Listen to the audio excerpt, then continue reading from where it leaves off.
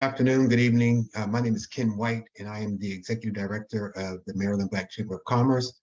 And thank you for joining us for this wonderful series on marketing. Eddie has put together a great series for us. And Eddie, since you only have an hour, I won't take up too much of your time. I'll let you go ahead and get started. And Melissa and I will go ahead and monitor the Zoom and let people in. All right, great. So yeah, good afternoon, everyone. So I just want to start by saying thanks to you all for joining us this afternoon. I know you all are really busy, but thanks for really taking the time out of your busy schedule to come and join us in this presentation. So what we're gonna do is, I would like to provide you with a platform to promote your businesses. So we're gonna start by giving a few of you a couple of minutes to really introduce yourself. So if you would like to introduce yourself and your business, feel free to raise up your hand. And then after you get selected, you will just have a minute or two to let us know your name, your business, and what you offer. So who would like to go first? Chat. Before we get started. Let me see. Who would like to introduce his or herself first? All right, I see Marceline Petit, sorry if I mispronounced your name, Petit Lubin. Yes, hi, I'm Marceline Petit Lubin. I'm actually not the business owner, but I am representing the organization today. The business is called Good Hope Tutoring Services, and the executive director and owner is Arisha Brown. And what we do is we provide hybrid tutoring services for K-12 students throughout the DMV area. So that's pretty much the gist of that. So we do, like I said, it's a hybrid tutorial services where we do virtual and in-person tutoring in all subject areas for K-12 students. Fantastic. Yeah. Thanks for joining us. It's great to have you. Thank you so much. All right, so who would like to go next? Let's just have a couple more people. Roithi, are you? Feel free to put your information in the chat. Roithi, are you with us? Yes, I'm here. All right, I'm gonna call you out. Go ahead and introduce yourself. Why you do me like that? there was a Rodney raising his hand. I'll wait my turn. No problem. My name is Roethia Butler, and I'm the owner and lead therapist for Akili Wellness Services. And we work with high-achieving adults and entrepreneurs who are struggling with anxiety, depression, boundaries in their life. We also work with couples. Okay, great, fantastic. Nice to have you. Thanks for joining us. All right, so who would like to go next? Let's just have one more person and we'll dive in. Is that Rodney? Were you trying to go, Rodney? I have no problem. I certainly will. How are you today? Go ahead. My name is Rodney Lloyd. I'm the founder of Chicken Friends. We are a pressure fried chicken and catfish concept. I've been in business about 19 years in Columbia, Maryland, and about now to go into franchising with our new location in Atlanta, down on Route 450. In the meantime, we're also launching the Food Service Skills Academy, where we will be teaching in the restaurant and training brown and black for entrepreneurship. That's our story. Fantastic. Thanks for joining us. Nice to have Rodney, you. You need to put your contact info in the chat. I certainly will. Okay. All right then, so let's dive in. So I hope everyone is muted. All right, so what I'm gonna do is I'll just start by introducing myself. So to those who don't know who I am, my name is Eddie Agassi, and I'm a branding expert and founder of Apricot Branding. So at Apricot Branding, I help small to mid-sized business owners to really clarify their strategy, refine their design, and amplify their messaging so that way they could achieve bigger results in their marketing and sales efforts. So I also work with the marketing committee of the Maryland Black Chamber of Commerce. I want to thank Mr. Ken White and the rest of our board of directors for really making this event possible, and also FSC First for helping us to promote the event. So this event is actually part of a larger series called Elevate Your Brand. So in our last presentation, we spoke about aligning your branding with your marketing. And in this presentation, we'll be talking about aligning your branding with your sales. So I'm going to start by putting some of my information in the chat, and then we can turn on the screen share. Let me see. To everyone. Share screen. While you're doing that, Taylor, we just gave FSC a shout out right before you came on board. Yeah. All right. So yeah, aligning your branding with your sales. So the goal of this presentation is not necessarily just a turnkey system on how to sell. It's not like a magic trick or a get rich quick scheme. The goal of this presentation is for us to gain a much deeper understanding of how people think and how they process information and how they make purchasing decisions, so that way we can get better results in our sales efforts as well. So that's what we're going to be talking about in this presentation, is aligning your branding with your sales. So we're going to dive right in, and then after that, we're going to go into the Q&A in case you have any questions. So yeah, so in this presentation, we're going to be talking about what selling is really all about, because if we don't really understand what it truly means to sell, it's going to be much harder to do it. And selling is a word that has lots of misconceptions.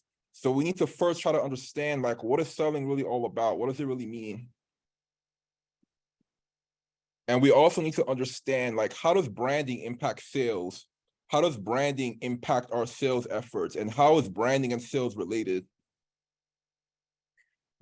And then once we're able to really understand how branding and sales are related and what selling is really all about, we also need to gain a much deeper understanding of the psychology behind decision-making.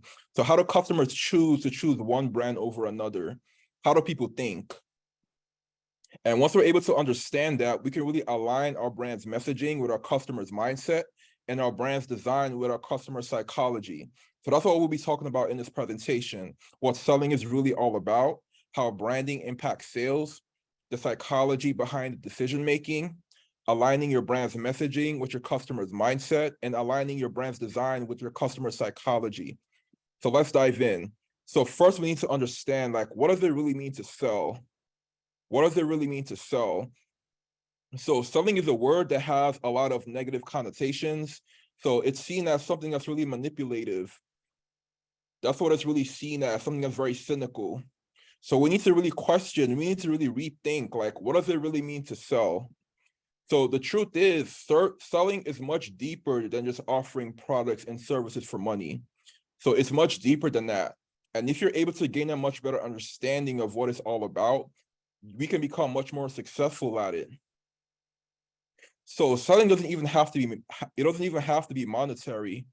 Selling can also be about just trying to get people to donate to a nonprofit, or maybe you're trying to get people to accept your idea, or you're trying to get people to vote for a politician or to make a decision. These are all forms of selling. Anything that's geared towards influencing your decision-making in the right way so that they can make much better decisions. So selling is much deeper than just offering products and services. So in that case, then we need to look at, what is selling really about? So selling at its simplest form, it's simply just about offering a solution that's going to help people to fulfill a need, solve a problem, or achieve a goal. So that's what selling is really all about at its core. So selling is something that's been going for hundreds or thousands of years, even our ancestors. So a lot of societies and empires were built based on selling and trade. So it's all about the transfer of different ideas that people need. So if people stop selling for just a week, our whole society could collapse, because it's really crucial for people to get the things that they need and for their problems to be solved and for their goals to be achieved. So it's a really crucial part of what holds our society together. So selling is simply about offering a solution to help people fulfill a need, solve a problem, achieve a goal, and how we're able to really convince them as to why they need to take action. So now that we really understand what selling is all about, we need to take a look at, how does branding impact sales? How does branding affect sales?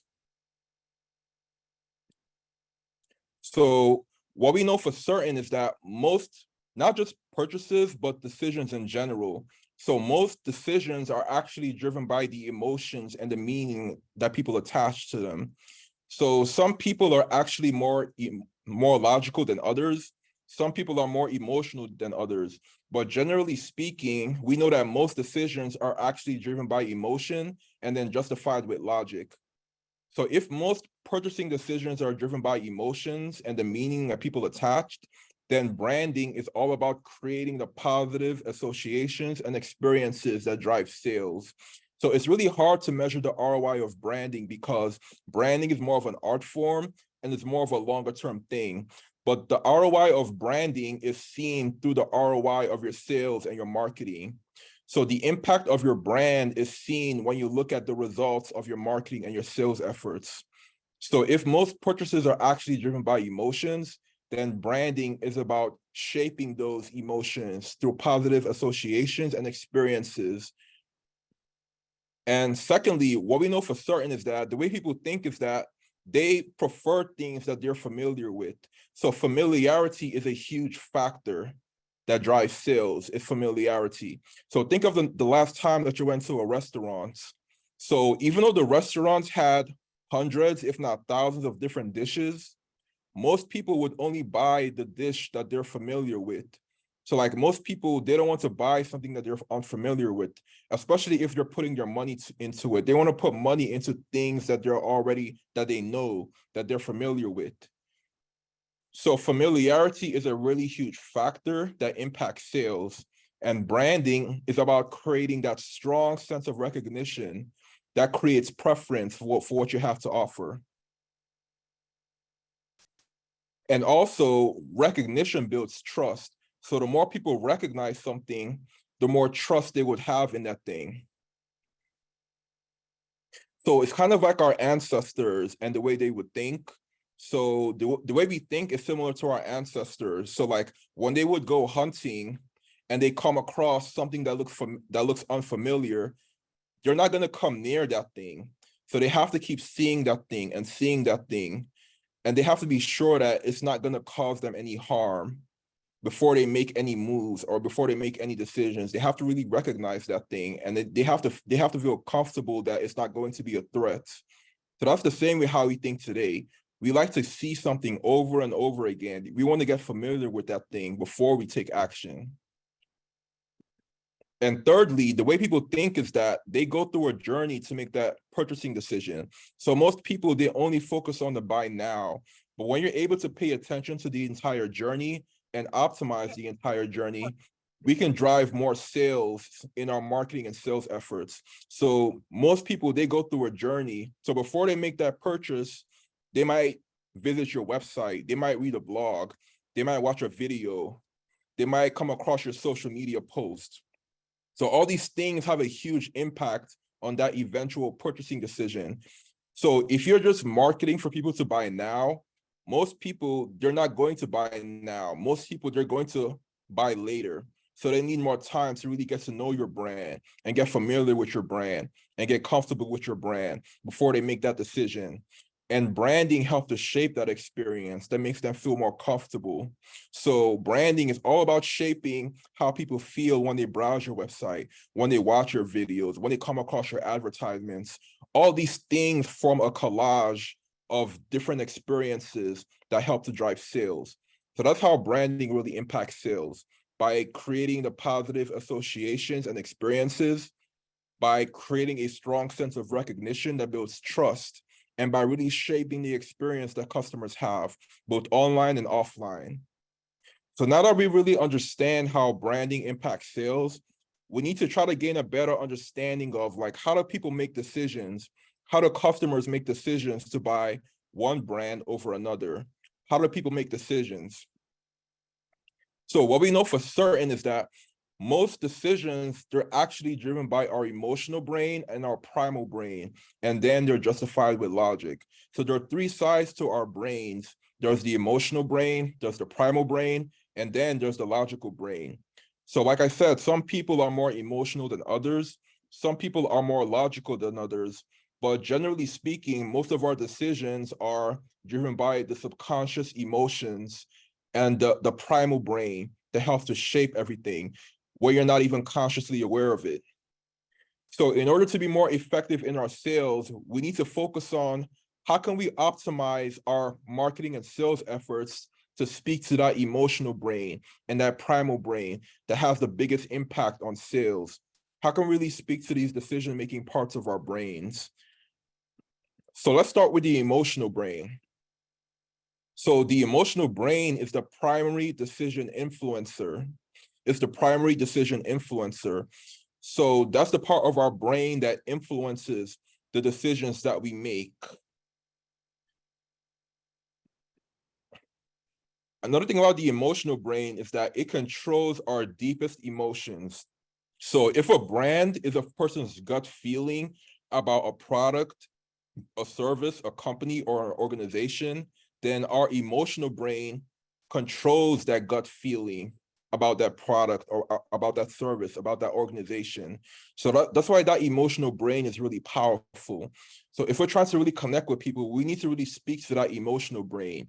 So we spoke about emotional branding in our previous presentation.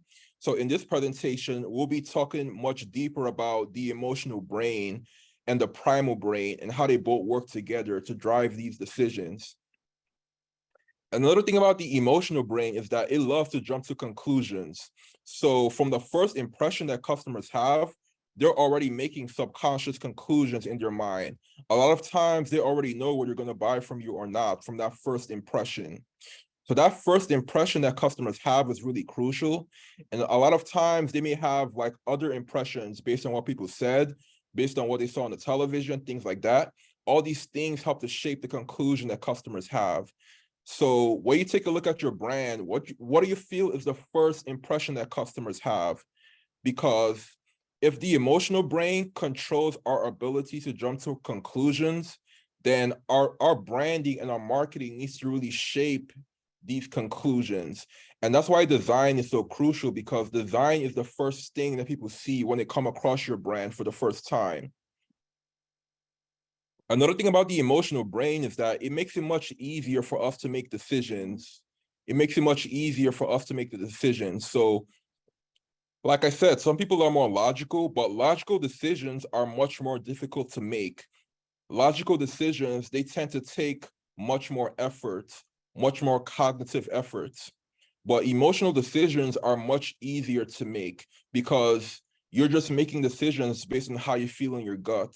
So you might not always have all the data, all the information to justify your decisions, but if you just make a decision based on your emotions and your intuition, it becomes much easier. So the emotional brain helps to shape these decisions. And if your brand is able to make it much easier for customers to make decisions by speaking to the emotional brain, that can be another powerful way to really connect with them. So let's talk about the primal brain on the other hand. So the primal brain is the oldest part of our brain. It's thousands of years old.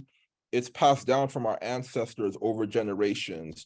So a lot of the things that our ancestors did are still embedded in our subconscious minds. So our primal brain is the primary decision trigger. That's why it's so crucial. So the emotional brain is a decision influencer, and the primal brain is a decision trigger. That's what actually pulls the trigger. So the primal brain pulls the trigger based on the influence of the emotional brain. So the emotional brain influences the primal brain to pull the trigger, and then we justify our decision with the logical brain. So that's how people think. So the primal brain is focused on me, myself, and I.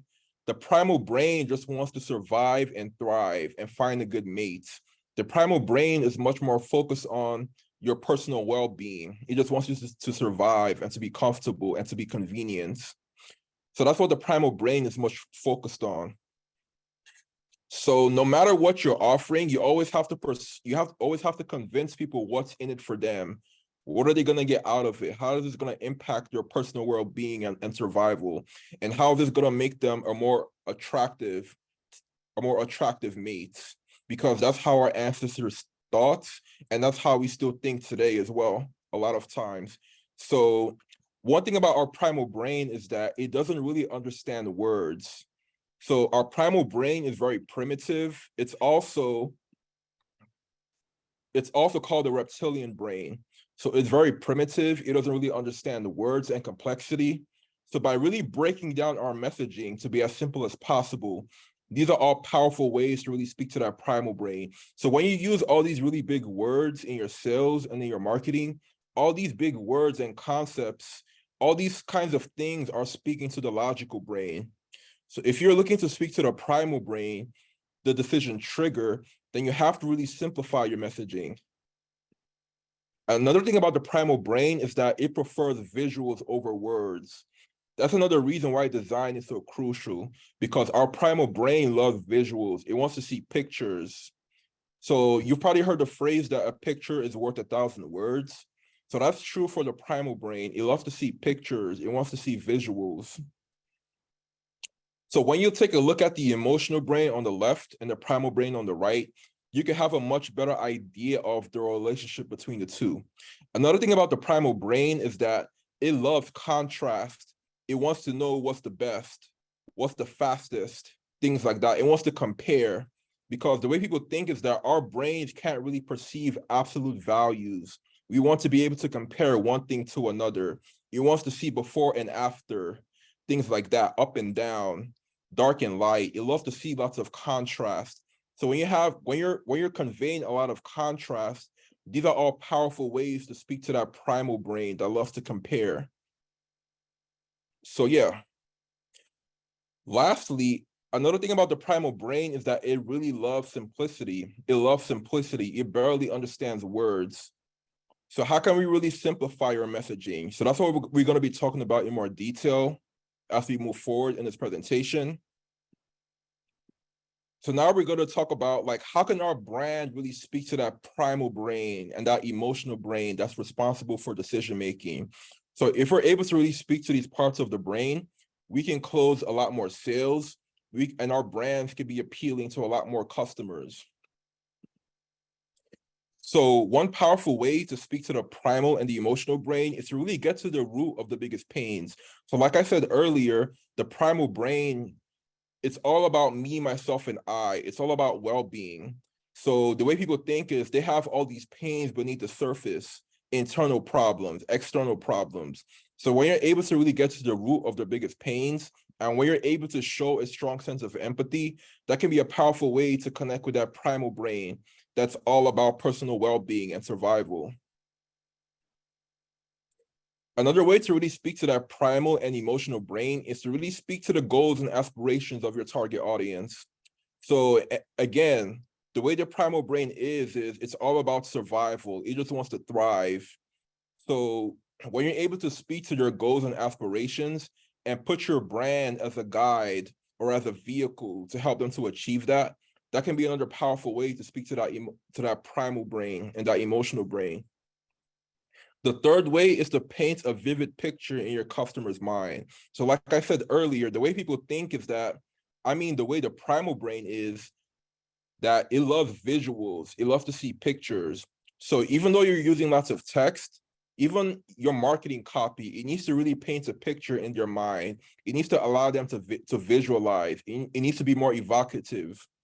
So when you're able to paint a vivid picture in your customer's mind, that's another powerful way to speak to that primal brain and that emotional brain. And also just keeping it simple, because that primal brain loves simplicity. So how can we really break down our messages so that it's much more simple? So it's similar to feeding a child. So when you're feeding a child, you can't stuff too much food in the baby's mouth. You have to really simplify it as much as possible in a way that the child still gets the most essential ingredients. So it has to be simple as possible, but the essential minerals still need to be in there. So that's the same with messaging. So your messaging needs to be really simple, but the core ideas need to be in place as well. So how can we really simplify our messaging without having to leave out the core ideas and the core messaging from our marketing copy? So first, we're going to talk about getting to the root of your biggest pains. So how can we really get to the root of our customers' biggest pains? So the way people think is they want to feel like they're being heard, they're being understood, and they're being taken care of. That's how a lot of people think. So the way customers think is they have internal problems and they have external problems. So there are so many different kinds of pains. There's financial pains, there's physical pains, there is what else? Societal pains, family pains, there's internal pains, there's psychological pains. So when you're able to really gain an understanding of how customers think, you can have a better understanding of what are your biggest pains, and you don't really have to be a psychologist. You just need to have a strong sense of empathy. And then it's just a matter of how can we optimize our messaging so that we're really addressing these biggest pains. So my question to you is, what are your customers' biggest pains? So just try to take a piece of paper, right, when you get a chance to. Try to create different columns and just try to brainstorm what are some examples of pain points that customers may have.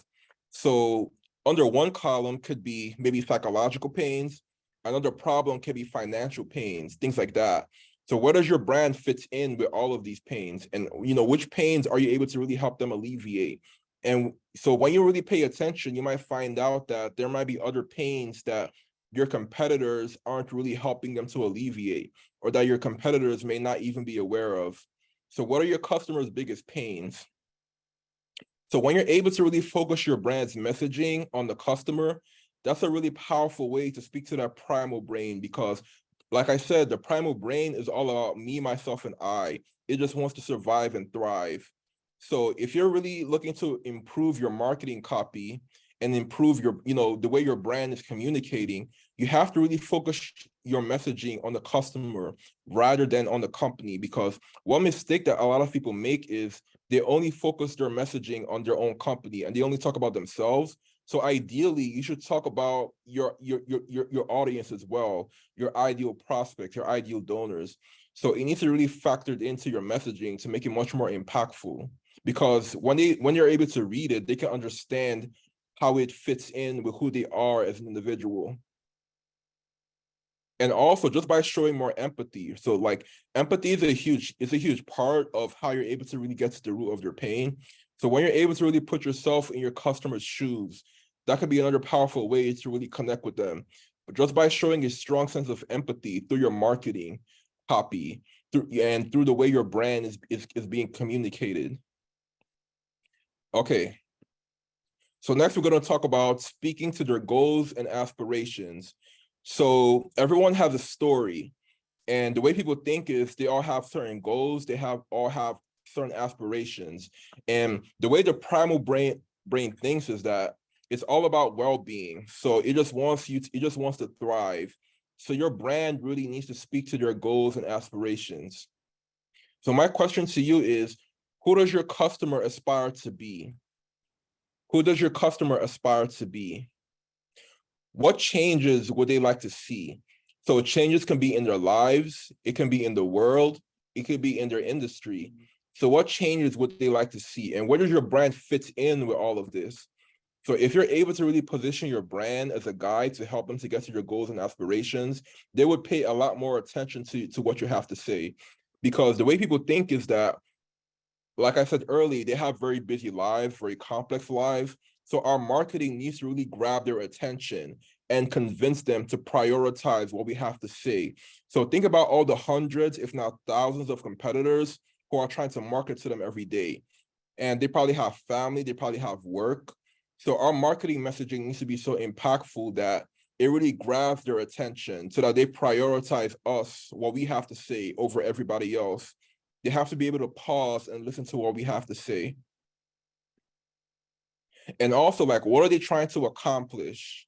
So if our marketing messaging is speaking to their goals, their aspirations, and what they're trying to accomplish, and if they can see where the brand fits in, where who they're trying to be, that's a really powerful way to speak to that primal brain so that they pay more attention to what we have to say, so that they take us more seriously.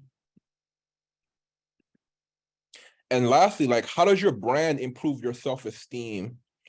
So I'll say it again. So that primal brain, it's kind of like your ego.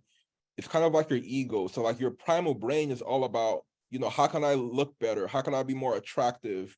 How could I thrive? Find a good mate. So where does your brand fit in with that? How does your brand really improve their self-esteem to make them feel much better about themselves? So when you're able to really improve your self-esteem through your messaging, that can be another powerful way to speak to that primal brain. So yeah. So next we're going to talk about painting a vivid picture. So you don't have to be an artist to paint a vivid picture in your customer's mind. You just need to have a strong sense of empathy. And you need to have that vision. So the way people think is that our primal brain, it loves to see visuals. It loves to see pictures. It loves contrast. It wants to see contrast. It wants to see before and after. It wants to compare the highest to the lowest. So it loves to see outcomes. It wants to see the before and the after. It wants to know, how's my life going to improve after I use this offer? So like, it's really crucial for you to not just sell products and services, but to actually sell the outcomes. So what's the outcome that customers receive after they do business with you? What's the big outcome? And how can you really paint a much more vivid picture of what that outcome would be? So if you're not clear about what the outcome would be, then they would form their own false assumptions in their mind based on maybe their previous experiences, maybe they were burnt in the past, or maybe they were lied to by someone else who sells what you're selling. So when you're able to paint a vivid picture in your customer's mind of what the outcome would be if they did business with you, that can be a much more powerful way to speak to that primal brain, because our primal brain is really skeptical. It's kind of like our ancestors when they come across an animal. It's a similar concept. So when our ancestors would come across an animal, they would always feel skeptical. They don't want to come near it. They want to ignore it. So that's the same with your marketing message. So your marketing message, it needs to really convince them that you're trustworthy and that you're gonna be good for them. So my question to you is, do your customers have a clear picture of how their life will improve after they use your offer? So you might think that they do, you might think it's obvious, but they're really not thinking, they're really not thinking about that. So when they read your copy, it needs to paint a clear picture of how their life will improve after they use your offer. So what's the outcome going to be? What's the life-changing outcome? Especially when so many people are selling the same service. So when you're able to move from selling services and products to selling outcomes, that would really allow you to really stand out and speak to that primal brain that's responsible for decision-making. And also, like, what words or images come to mind when people think about your brand? So like I said, you don't have to be an artist, but there have to be certain words and images that come to mind. And that's why design is so powerful when trying to connect with people, because design is what really allows you to create these fantastic associations with your brand. So like, what words and images come to mind when people think about your brand? What does it evoke to them? So when you think about Paris, for example, you probably think romance, the Eiffel Tower. When you think about Egypt, you probably think of something legendary, pyramids. So these are all forms of branding. So when people think about your brand, there have to be certain images that come to mind. It has to evoke something powerful in their minds. So if nothing comes to mind when people think about your brand, then it means that you barely have a brand or it's not very powerful. So what words and images should come to mind, and how can you really express that in a more powerful way? One example of a brand that does this very well is the Just Do It campaign by Nike. The reason why I use Nike is because everyone knows about Nike. So the reason why the Just Do It campaign is so powerful and so successful, I'll say one of the main reasons is not just because of the phrase itself. So the phrase just do it, it might just seem very simple, just do it. So, but it's not just about the phrase, it's about how the phrase is being expressed and what does the phrase evoke for people. So you might have a slogan or a tagline that's very simple, but how can you express it in a more impactful way? And that's where it gets its power from. So it's all about how the brand is being expressed and like what images and what words come to mind when you think about it, when you think about your brand, when you think about your tagline, things like that. So my question to you is, how can your brand speak to emotions more effectively? How can you speak to emotions? How does your brand make people feel? And how can you paint a much more vivid picture in your customer's mind that inspires them to take action, to leave the other things that they're doing and to take action on your offer? All right. So next we're going to just talk about simplicity. So like I said earlier, most people, they live very complex lives, and we're trying to cut through the noise. We're trying to convince them as to why they should stop what we're doing and why they need to take on what we have to offer. So the way our primal brain works is that our primal brain loves simplicity. It doesn't like too much complexity. So by positioning your brand as the simple option, by emphasizing the simplicity, so you should have a simple process, a simple messaging. So all these things would really help to speak to that primal brain that's responsible for decision-making. So the way we think is that our brains naturally prefer things that are easier for us to understand, especially when you're in an industry that's very complicated. So one mistake that a lot of people make is they use all these industry terms and all these big words. So how can we really break down our messaging just to make it much more simplified? So when we're able to have a much more simple brand and a simple messaging, we can naturally attract more customers to us because we're the much simpler option and because of how we make them feel. And also, like, a simple picture can be worth 1,000 words. So you don't have to use too much text. So if your marketing is using too much text, it means that you're speaking to the logical brain. You're not speaking to the primal brain, because the primal brain loves designs, it loves pictures. And even a simple picture can be worth 1,000 words, because when people process pictures, they have all these subconscious associations with that image. What does the picture mean to them? So just by having a simple picture, it can be a really powerful way to really communicate with people at a subconscious level. So one great piece of advice that I would leave you with is to use language that's simple and clear. So anytime you're writing copy for your marketing, anytime you're developing a website or creating content, always think about, how can we simplify this much more? How can we break it down so it's much more simplified? Even your processes, how can you simplify your processes so that it is much more easy for people to understand? And how can we really paint a picture in customers' minds of what the process will be like and what the outcome would be? So yeah. So here's some other tips to really align your branding with your sales. Here's some tips to help you really improve the way your brand is being presented and the way your brand is being expressed, so that way you can drive bigger results in your sales efforts. The first way is to really open your eyes to new ideas, because the primal brain, it loves something new. It wants to see something new. It wants to see a purple cow, things like that. It loves to see difference. So by opening their eyes to new ideas, you can really speak to their primal brain as well. Another way is to make a unique but appealing claim. So we call this the unique selling proposition. So ideally, your brand, it needs to have a unique but appealing claim, because the way the primal brain thinks is that it wants to see something different.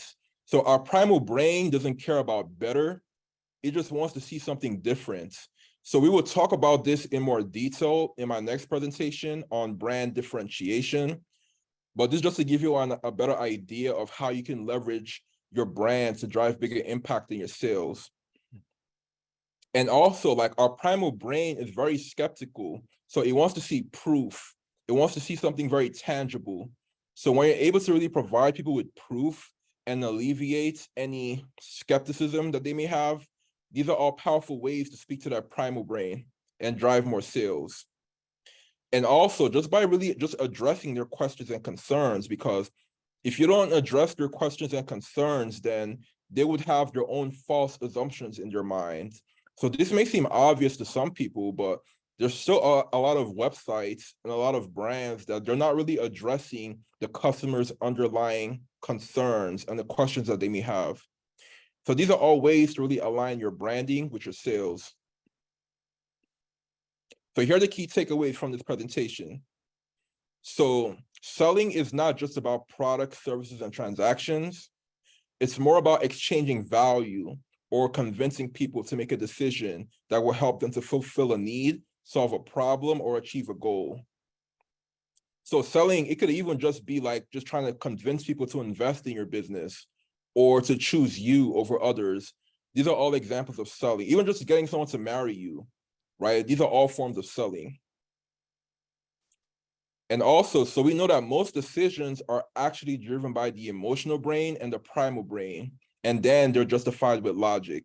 So here are the four ways to speak to that emotional and primal brain that we talked about: by getting to the root of their biggest pains, by speaking to their goals and aspirations, by really painting a vivid picture in our customers' minds and just being simple and clear. These are all really powerful ways to speak to that primal and emotional brain. And these are all really powerful ways to drive more sales in our marketing and sales efforts. So yeah, so let's dive into the Q&A. So if anyone has any questions, feel free to put your hands up and we can go from there.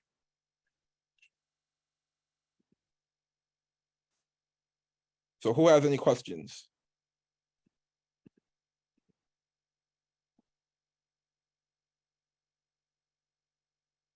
Folks.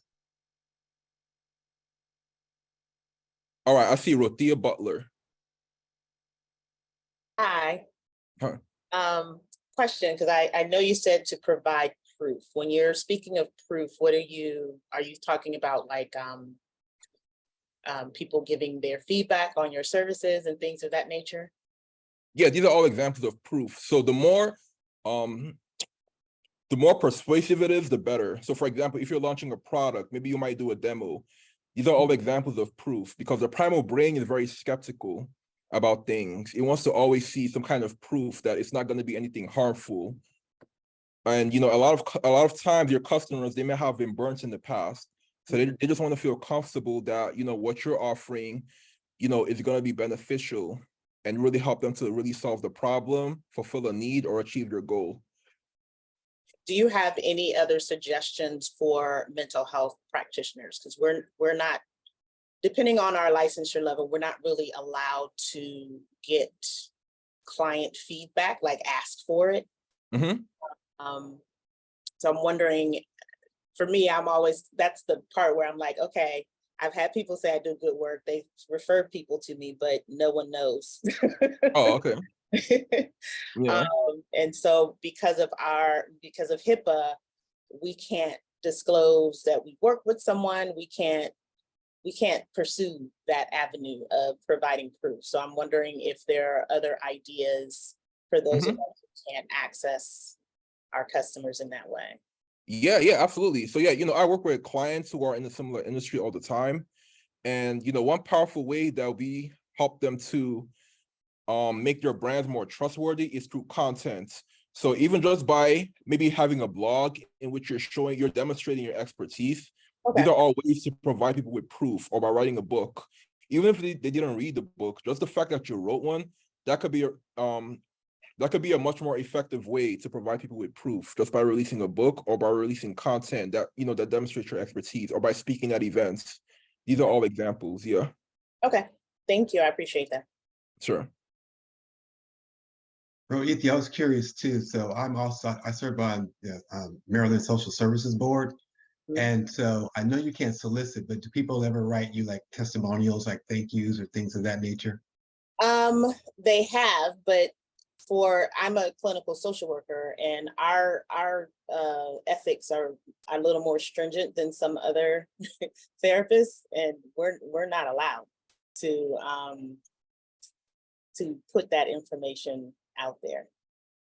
Gotcha. Because they're just very strict.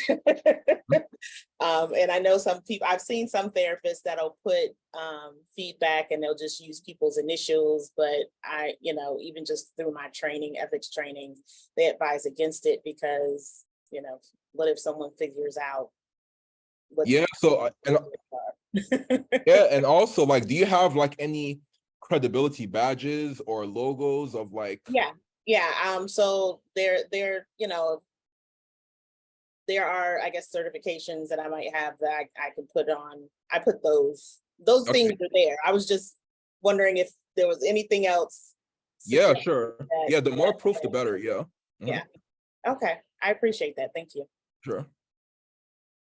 All right. So who else has a question?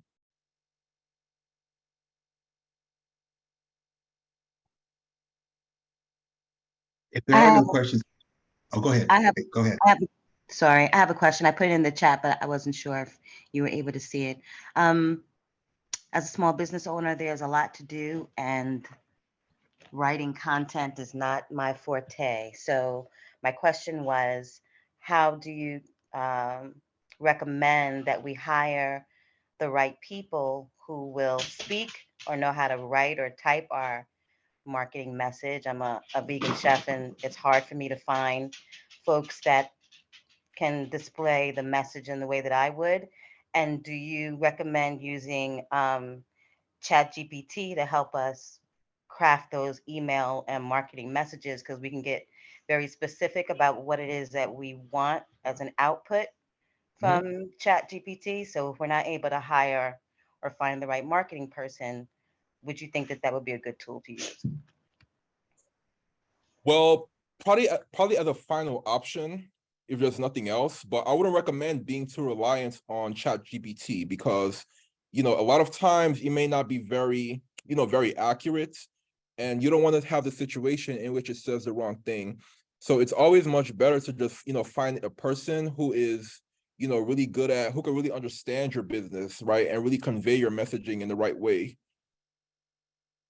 So when you're hiring these people, what do you suggest? Because I have hired many people, Fiverr, Upworks, just, you have the conversation about what your mission is and what your business is, but you see that some of the content that they provide or for you to review doesn't really meet the mark. It's kind of generic, and you still have to pay them, and you're wasting time as you're going through each person to try and find that right person. So maybe I'm not asking the right questions, or do you have any Yeah. recommendations on what to do when we're trying to hire someone to help us with this? Yeah, so the problem is you might be looking in all the wrong places. So I don't really recommend, websites like Fiverr or Upwork.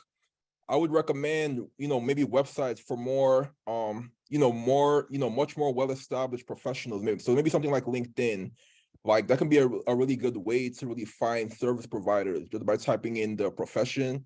There's definitely this other platform called Alignable. I don't know if you've heard of it, but you can also find people there as well. Oh, thank you. I'll try those too. Thank you. Yeah. Another thing about these websites is that you wouldn't really find a branding expert on these kinds of websites. The people on those websites are more freelancers. So they're not really experts, right? You have to tell them what to do. So you still need some kind of expert that's going to provide that guidance and would still, help you to really manage this whole thing as well. Yeah. So am I the expert, or is that another person I need to hire in addition to the person who's executing the work? Or are they the same person? Now, ideally, it would be another person that you would ask. Maybe, Oh, yeah. so I need two people. I need a strategist and somebody who actually does the work. Yeah, absolutely. Right. And these are all things that I provide at, Awesome. Thank you. I wasn't aware. I thought I could hire one person to get it all done. Thank you very much for that feedback. Okay. All right, great. Yeah, someone in the chat said ChatGPT lies. That's pretty true because it's not fully accurate, it's just an AI. It only provides you with output based on what you provide it, based on what you give it. So only a person can really be really creative and can really advise you, right? So it's much better than just using a robot. It's much better to speak with a real person and go to a more professional site, like maybe LinkedIn or Behance, things like that, or Alignable. Yeah. There's a hand. Denise Jones has her hand up. Sure, Denise Jones. Yes, thanks. I guess I had a question about developing our unique value proposition because, most of us got into whatever the work is because we really wanted to make a difference in some way in the lane that we chose. But of course, there's a lot of competition. And so how do we do that? develop our unique value proposition. But I also wanted to say to the woman who just spoke that in developing content, I think we have to also know what it is we want to say. I mean, maybe we're not so great at writing it, but you have to know what it is you want to tell people about who you are. Yeah. You know, so in some ways you got to kind of be an expert in your lane. Yeah. But my question is the differentiation, and I know you're going to go into it next session, but we all have competition in our lane. So what is the how do we come up with that unique value proposition? Well, it all depends on your industry, right? And this is something that really this is a huge part of branding and marketing is how can we get our brand to stand out from all the other options in the marketplace? So it's not really something that anyone can do. You really have to either hire a strategist with branding and marketing expertise, or you would have to learn it yourself. But how you would differentiate yourself, it varies depending on the industry. But ideally, it needs to be something that's different that customers also value, if you know what I mean. So it has to be a difference that customers also value. It's all focused on the customer. So when you look at your industry, you can think of what do you feel like your industry is missing? And it's also important to have a certain category where your brand can dominate, because most people, they don't really have a specific category where your brand can dominate, if you know what I mean. So if you don't have a category, then you're just competing with everybody else who's selling the same thing. I'm going to add that, so Denise, through our partnership with the SBA, we're going to be doing 2 series coming up in September and October. One is business modeling, and the other is business value propositions. Great. Okay. Yeah. This is where Because- branding and business intersect, is when we're trying to think of how can we find that blue ocean? How can we differentiate our brand and business from all the others, right? Yep. Yeah. And those are going to be in-person, hands-on work sessions. Daytime or evening? They're daytime. They're 9 to 11. Business modeling is September 6th and September 13th, and that's in Silver Spring. And then business modeling is from 9 to 11 on the 4th and the 11th of October. And I'm confirming that location, but it's going to be Montgomery County. Okay. Yeah. And I also need to clarify that there's a difference between differentiating your business and differentiating your brand. There's a difference between differentiating your business and differentiating your brand. So when you're talking about differentiation in the context of business, that's something like, so that, for example, your business model can be different, or how your business is structured. These are all examples of differentiation in terms of business. But when it comes to branding, we're trying to create a perceived differentiation. So even though you're selling water, through branding, you can have your water be very different from all the others. So that's why brands like, Coca-Cola are able to become successful, is because they're able to create that strong sense of differentiation in how they're perceived, even though they might be selling the same thing as everybody else. So branding just focuses more on the perception, the perceived differentiation, and where does your brand fit in your customers' minds, while the business is more, it's more functional. It's more about how your business is set up and how it's structured. How can we differentiate it from all in our processes, things like that. Thank you. Sure. And I did want to clarify what I meant by using ChatGPT, not for the knowledge, but figuring out the language, how to make things, because I'm not good at selling myself. So I figured that I could use its capability to make the marketing sound the way it's supposed to sound, because I don't know how to do that. But I definitely have to have the knowledge. I was just thinking about it being able to do the crafting of like emails that have to go out weekly, or email series. I'm not really good at that. So I figured it would be a good tool for that purpose, but not for the intellectual capital, just for like gathering information and output. Yeah, ChatGPT is just an assistant. It's just something to help you improve and become more efficient. But I would definitely not recommend just relying on it. It's just something to make, help, just to help you become, more efficient and to make things a little bit easier. That's all, right? Thank you. Yeah. So yeah. If I may, I do think that it makes sense. Sorry, I do marketing and outreach, and I've used ChatGPT, but not to compile information, but more so to help me, like if I'm feeling stuck writing something, or if I'm like, I'm not totally sure how to format this, then I will put in, the basic information, and then ChatGPT can build it for me. But really what you need to do with ChatGPT is go through and edit and make sure that it's really what you want. It's normally writes pretty fluffy, like there's a lot of extra. So I normally just go in and like trim down if I do end up using it. And it's been helpful. But it's not for everything. And don't assume that it's always correct.